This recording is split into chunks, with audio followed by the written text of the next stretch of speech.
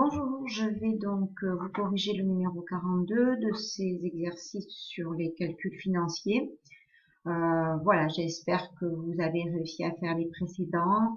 Celui-là, il allait un tout petit peu plus loin, on va voir ça ensemble.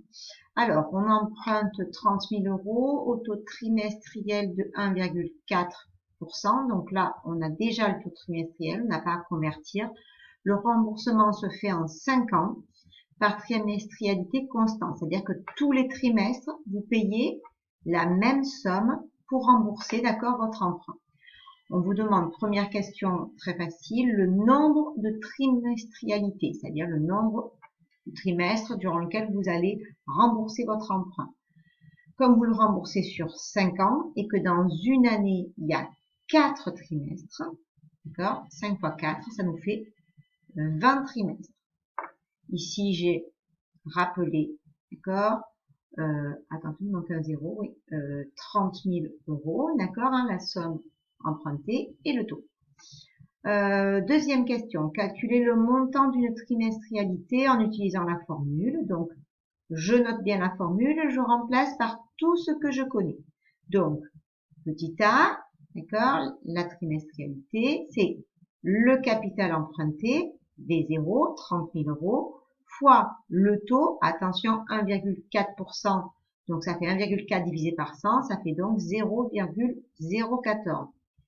Le tout divisé par, j'ouvre la parenthèse, 1 moins, d'accord, alors, 1 moins 1 plus le taux, donc 1,014, à l'exposant combien? À l'exposant moins n, n étant le nombre de trimestrialité.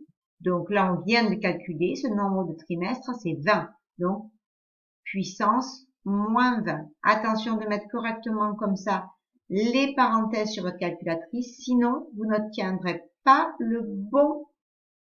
la bonne valeur, d'accord, de votre trimestrialité. Donc, on tape 30 000 fois 0,014 divisé par, j'ouvre la parenthèse, 1 moins 1,014 exposant, donc chapeau, petit moins 20, fermez la parenthèse.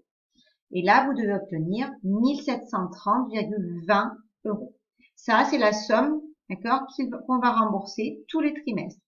Donc, on vous demande de compléter ce tableau d'amortissement, d'accord, hein, pour les trois premières lignes. La première ligne étant remplie, d'accord. On va pas vous demander de faire les 20 lignes, ça se ferait avec un tableur, évidemment.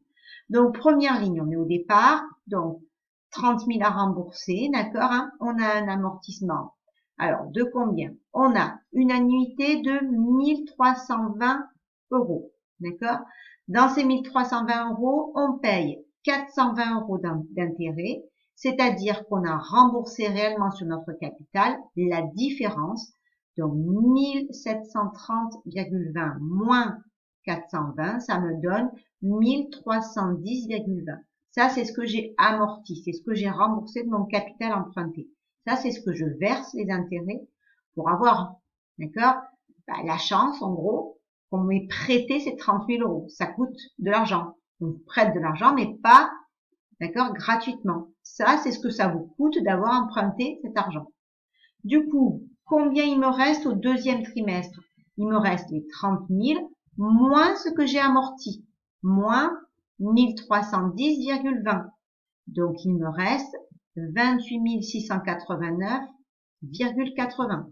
30 000 moins l'amortissement, je retrouve, d'accord, le capital restant dû ici. Et je recommence. Trimestre suivant, j'ai de nouveau payé 1730,20. D'accord? Donc, comment je fais pour trouver, d'accord, mon intérêt? Eh bien, d'accord, j'ai un taux de 1,4, d'accord, 1,4%. Donc, si j'applique 1,4%, d'accord, sur mon capital restant, 28 689,80, je vais trouver mon intérêt de 401,66 euros. Une fois que j'ai cet intérêt, je soustrais mon ma trimestrialité moins l'intérêt et je retrouve ce que j'ai amorti à nouveau sur ce trimestre. Donc 401,66, d'accord, que je retranche à 1730 et ça me donne 1328,54. Une fois que j'ai fait ça, je passe au troisième trimestre. Troisième trimestre, comment je fais? Je vais enlever ce que j'ai amorti, donc 1328,54, que j'enlève à ce qui me restait, à 28 689,80. Il me reste plus qu'à rembourser 27 361,26. Et là, à nouveau, je vais toujours rembourser 1730,20. Les intérêts sont calculés sur le capital restant. J'applique 1,4% à 27 361,26. Ça me donne 383,06. Et donc maintenant, j'en déduis ce que j'ai amorti sur ce trimestre, 1730,20 moins 383,06 et j'obtiens 1347,14. Voilà. Alors, c'était bien détaillé dans les exercices déjà corrigés dans le cours. J'espère que vous avez compris les subtilités de comment on fait pour remplir ce tableau d'amortissement. J'espère surtout que vous en avez déjà fait en cours, peut-être quand vous faites de la gestion, de la comptabilité, des choses comme ça. On vous demandait là simplement, revenez un petit peu aux mathématiques, vérifiez que les amortissements forment une suite géométrique, d'accord? Et bien sûr, on prend tous nos amortissements là, d'accord?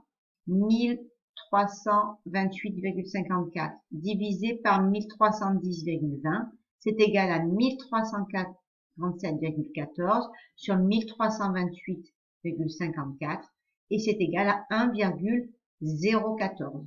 C'est donc une suite géométrique, puisqu'à chaque fois de là à là, je multiplie par 1,014 et cette suite géométrique, elle a comme premier terme 1310,20 et comme raison 1,014.